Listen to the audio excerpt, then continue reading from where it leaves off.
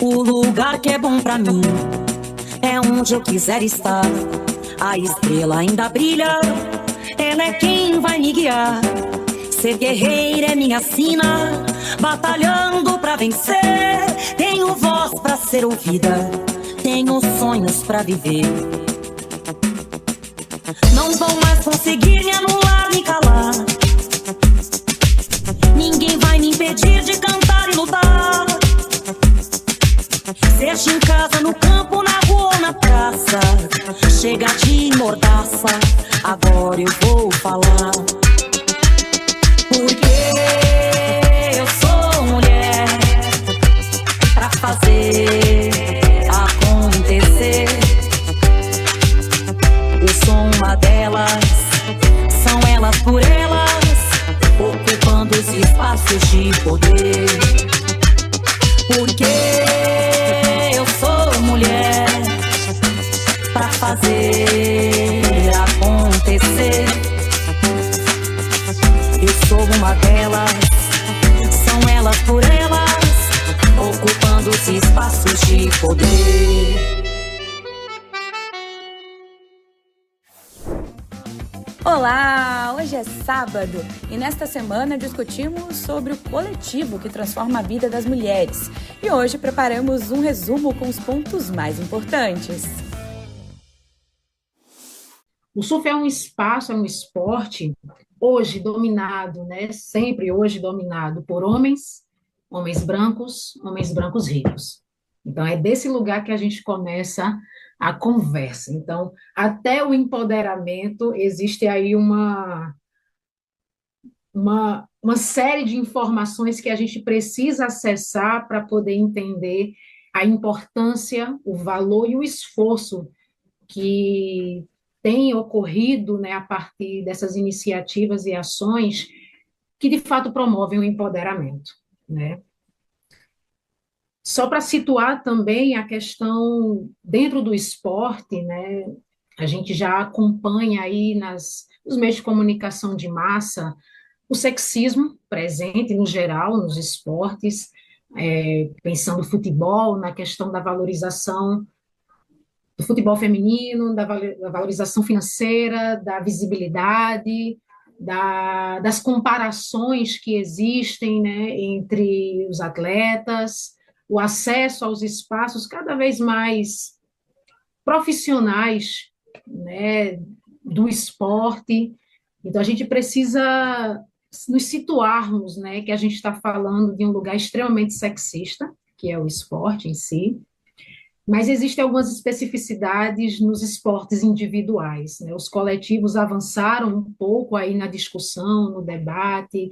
Hoje existe, né, uma visibilidade, existe um interesse, né, de acompanhar a versão feminina, né, dos esportes, como a gente falou aqui do futebol, do vôlei, do basquete.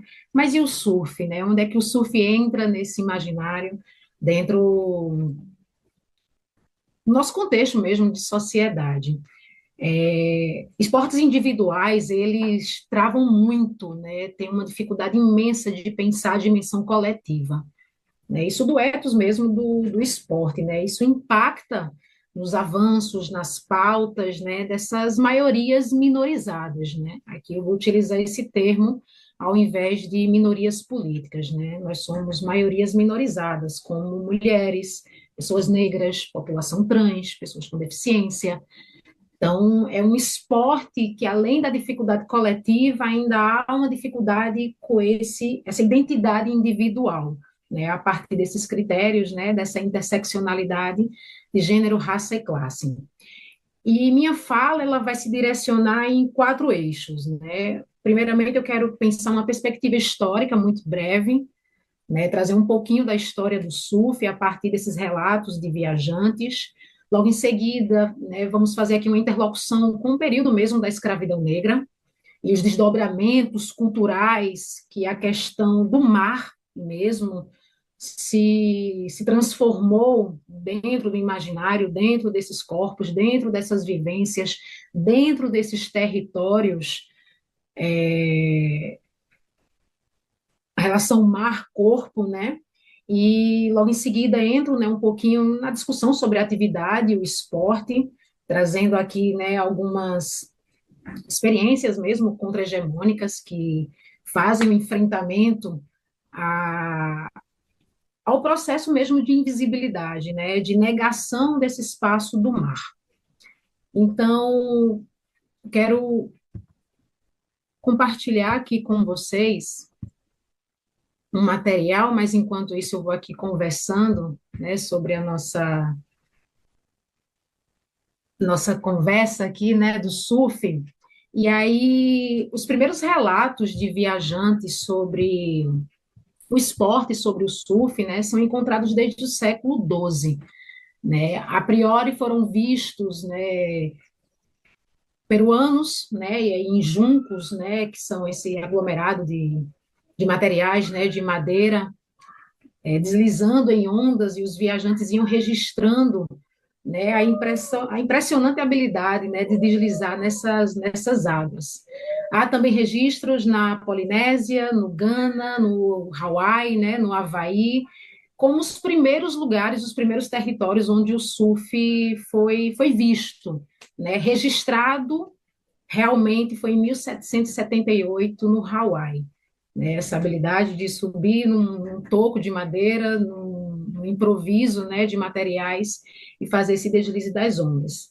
Mas eu acho que é interessante esse registro, né, enquanto território, a gente pensar onde o surf ele foi visto pela primeira vez, né, como eu falei, no Peru, na Polinésia, em Gana e no Hawaii. E esses registros, né, eles mostram muito a relação cultural mesmo que havia dos territórios, né, que moravam ali beira-mar, né, com esse espaço do mar, né, essa relação muito íntima, muito comum, né, cultural mesmo falando. E isso é muito fácil de observar também em territórios como esse aqui que eu vivo, que é o Maracaípe, onde o surf faz parte, né, dessa cultura local, né? A pesca é o trabalho, o surf é o lazer, né? Daí a ele virar um esporte, a virar um trabalho, é todo um processo. Mas faz parte do lazer o surf, né, nesses territórios praieiros. E aí, qual é a interlocução com a escravidão que eu quero propor, né, trazer? Se pensarmos o processo de escravidão, onde 12 milhões, né, de 12 a 14 milhões de pessoas foram arrancadas, forçadas a sair do seu território, né, onde nesse translado sobreviveram aproximadamente 10 milhões de escravizados, nesse percurso, né, de África, né, dos portos de Luanda até aqui o território, né, falando especificamente Brasil, né, nesse trajeto, quase 2 milhões de corpos foram descartados, né, de acordo com o historiador Lourenço Gomes. Ele analisa, né, que numa média eram de dias, né, que ocorreram a escravidão, 14 corpos foram descartados, né, isso alterando completamente as rotas, né, de peixes, de tubarões, tornando esse mar, né, esse translado de meses de puras dúvidas, né, de muitas dores, de privações, de banzo, né, essa experiência de muita dor que foi a escravidão dentro, né, nesse lugar do contexto do mar, torna o mar um lugar muito traumático, um lugar muito hostil, um lugar de muitas angústias. E a chegada a esse novo território também não é o lugar de acolhimento, né? Esse mar que outrora fazia parte culturalmente da vida dessas pessoas passam a ser lugares, né, de pura hostilidade. Essa ancestralidade ela vai ser interrompida, né, por conta desse trajeto forçado. O mar ele se torna um espaço, né, de conflito, de muitos conflitos. E aí como é que nós fazemos essa ponte, né, historiográfica até os dias atuais, né? Voltando agora um pouquinho para Maracaípe, para a história local desse espaço, onde logo após a abolição da escravidão, tanto Porto de Galinhas quanto Maracaípe continuaram sendo portos ilegais, né, do receptáculo desse contingente de escravizados. Então, aqui, por ser um território ilegal de receptáculo, não houve nenhum registro. Então, em Pojuca, apesar de ser um território negríndio, né, fortemente negro, já que o povo originário daqui, os povos caetés, foram os primeiros a serem dizimados, então a nossa historiografia, ela passa muito desse lugar do registro negro, ela não tem, né, nenhum indício, né, de registro de famílias, de quantitativo que entraram, e até mesmo como o território ele foi gerenciado durante esse período, né, colonial. Então, Ipojuca, ela foi um dos grandes berços da colonização do Brasil, assim, né, no território, né, até hoje vive-se dessa cana de açúcar, mas em contrapartida, né, dessa cana ao litoral, ele torna-se, né, um espaço de muitas exclusões para esses corpos negros. Até a década de 80, início da década de 90, Porto de Galinhas e Maracaípe era um território voltado exclusivamente para essa pesca, né, e esse turismo muito pontual, mas acabou eu ganhando uma visibilidade muito grande a nível nacional, por conta das mídias mesmo, e o olhar para esse território, né, veio já permeado de muitas violências, né. Como aplicar essa comunicação popular no dia a dia dos mandatos? Mas eu não trabalho em um mandato.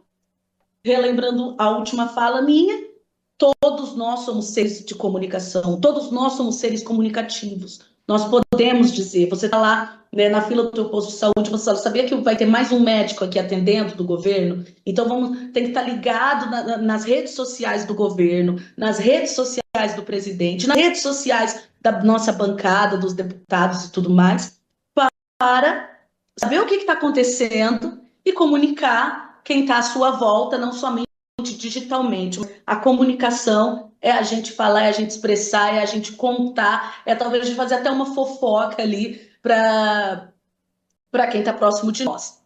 E aí eu vou contar um pouco como que eu faço essa comunicação e muitos colegas meus fazem também, aqui numa questão mais do trabalho mesmo do dia a dia, dentro da Câmara dos Deputados, e também sobre como eu faço isso nos mandatos que já trabalhei. E aí, gente, prosseguindo, na prática do dia a dia do nosso mandato aqui na Câmara dos Deputados, a gente fica sempre ligado nas políticas que o governo está fazendo. Para isso, seguir as redes sociais do Ministério da Saúde, Ministério da Educação, Ministério das Cidades, os ministérios mesmo do governo Lula, estar ligado nas redes sociais do presidente Lula e do governo. Além disso, acompanhar sites também como a Agência Gov e o próprio gov.com na janela de notícias, para estar sempre ligado. E aí, se você é um assessor, se você é um influenciador, o nosso trabalho é o que? Ele está ligado nas notícias e capitalizar isso para as pessoas que a gente convive e comunicar. Como isso, Ana Paula? O governo acabou de publicar, seja lá uma portaria na Casa Civil, de que vai ter um acelerador linear para um hospital no interior do estado de São Paulo. Isso aí não pode ficar só fechado dentro das redes do governo ou até uma divulgação do hospital, alguma coisa. Um acelerador linear é um aparelho que humaniza o tratamento de câncer. O Brasil tem o maior sistema de saúde do mundo, que é o SUS, e que trata câncer. Um equipamento desse, a gente tem que ir para as nossas redes falar, fazer um vídeo, falar para os nossos colegas, para os nossos pares. E, além disso, no mandato, caso seja assessor, caso você seja um político, alguma coisa, transformar isso em um card, anunciando, transformar isso em um vídeo, anunciando, transformar isso em um release, uma matéria para a imprensa e distribuir isso para os veículos de imprensa daquela região que precisa saber disso. Então, é mais ou menos assim o foco do trabalho. É um trabalho que demanda, toma bastante tempo, mas é um trabalho necessário para que a gente comunique as boas novas do governo e do que vem acontecendo, e dos mandatos que você trabalha. A gente precisa fazer todos os benefícios do governo chegar na ponta. E quem está na ponta é cada um que está aqui assistindo. Olha, o que eu vou ganhar com a isenção do imposto de renda para quem ganha até 5 salários mínimos? Isso não é uma pauta só de Brasília, isso é uma pauta para todos os lugares, para a gente comentar, para a gente publicar nas redes, para a gente construir vídeos com narrativas, com uma linguagem que o povo entenda.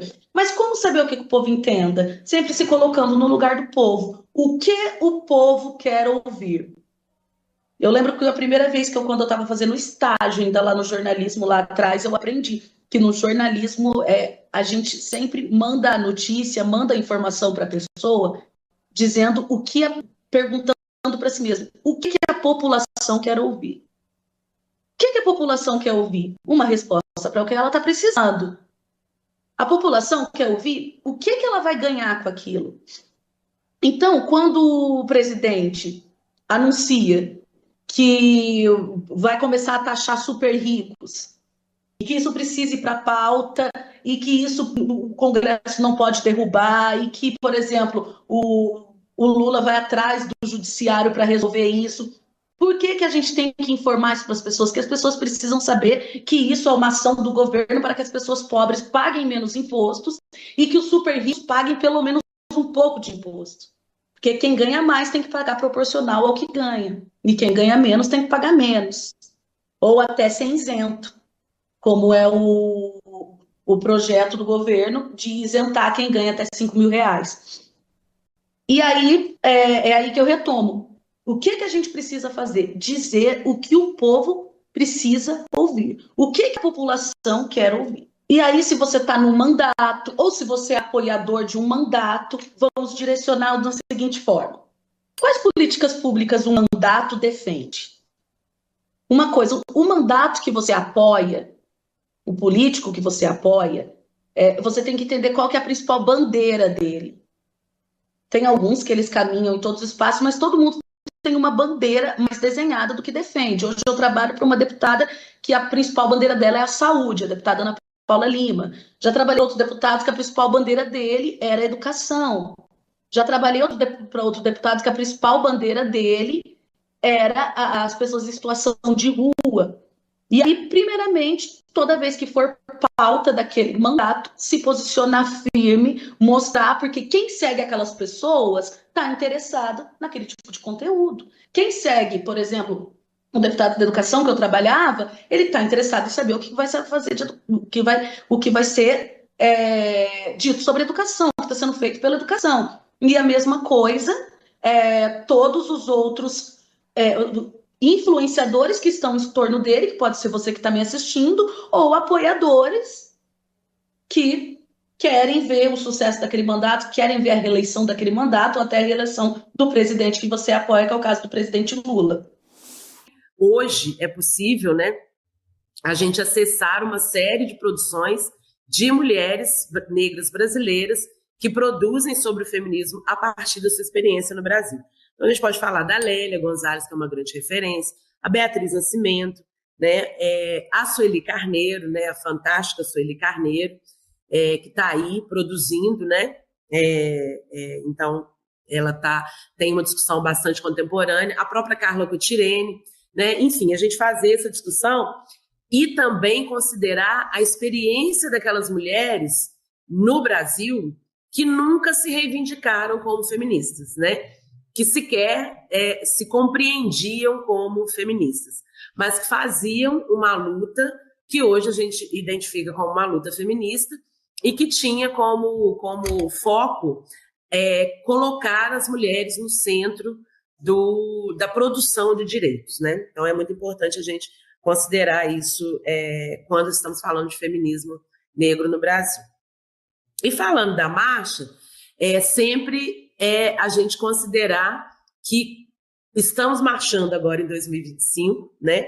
Mas que nós, mulheres negras, estamos em marcha há muitos séculos, né? Desde que a primeira mulher negra desembarcou no Brasil, né, sequestrada do continente africano, essa luta de marchar em termos em busca, reivindicando direitos, ela existe. Então, não é à toa que o lema do movimento de mulheres negras é nossos passos vêm de longe, né? Então, essa luta não inicia agora, não tem ninguém inaugurando nada, nós estamos atualizando uma pauta, né? Atualizando as pautas que existem desde que as mulheres negras, eu também diria as indígenas, né? Chegaram aqui nesse país, né? Então, a gente marcha agora em 2025, né?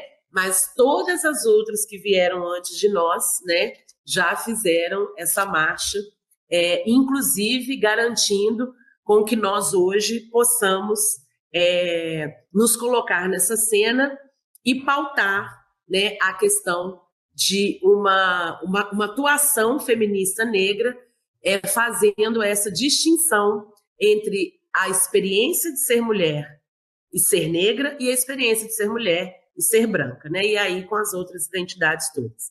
E é importante a gente pensar que essa marcha, né, que acontece em novembro, a gente fala, então, de marchar para denunciar, né? A gente precisa seguir denunciando o racismo insistentemente, né? Embora a gente tenha, às vezes, a impressão de que se fala mais hoje sobre o racismo, que o racismo se transformou em algo que é socialmente entendido como algo condenável, né? Mas é preciso que a gente considere sempre que, como uma estratégia, né, de opressão, e que aí, por ser uma estratégia de opressão, também utiliza-se dos mecanismos de poder, é preciso a gente sempre não perder de vista, sempre considerar, sempre ter em perspectiva que o racismo tem inúmeras novas formas de atuar, de agir. E às vezes a gente pensa que são formas, a gente até classifica, né, como formas mais sutis, que nos dificultam o entendimento do que está acontecendo quando a gente é vítima de racismo, quando alguma outra pessoa, né, outra mulher, enfim, outro homem negro é vítima de racismo. A gente às vezes tem uma dificuldade de compreender que determinado ato discriminatório se configura como racismo exatamente por conta dessas ditas sutilezas, né? Eu disse para vocês que essa semana, né, a gente inaugurou aqui o Centro de Preservação da Memória Negra de Juiz de Fora, e aqui na Secretaria Especial da Igualdade Racial somos uma equipe de maioria de mulheres negras, né? Mulheres negras que estão conduzindo a política, né, de promoção da igualdade racial no interior, né, da Prefeitura de Juiz de Fora, e conduzindo, então, a implantação e a implementação desse museu. E aí, a quantidade de pessoas brancas, homens, em sua maioria, que apareceram para oferecer ajuda, sabe, nos chamou a atenção e nos surpreendeu. Porque é uma nova forma, né, não vou chamar de sutil, mas é uma nova forma de atuação do racismo. Porque essas pessoas, elas partiam do princípio que eu e minha equipe não teríamos a menor condição de criar, né? De trazer esse museu, fazer esse museu acontecer, de ter uma exposição esteticamente, com a qualidade estética, né? Com referências museológicas que dessem conta daquilo que a gente quer dizer. E essas pessoas vinham oferecer ajuda. Então, se qualquer uma de nós nos levantássemos contra esse tipo de atitude meio paternalista, a gente seria, como sempre, indicadas como doidas, né, como raivosas, como agressivas, né? Mas fica muito claro fica muito escuro para quem está na vivência, para quem está no corpo preto, na corpo preta, fica muito evidente o modo como a ação, determinadas ações de oferecimento de ajuda e de auxílio tem a ver, na verdade, com desmerecimento, né, de corpas negras que estão aqui nesse local.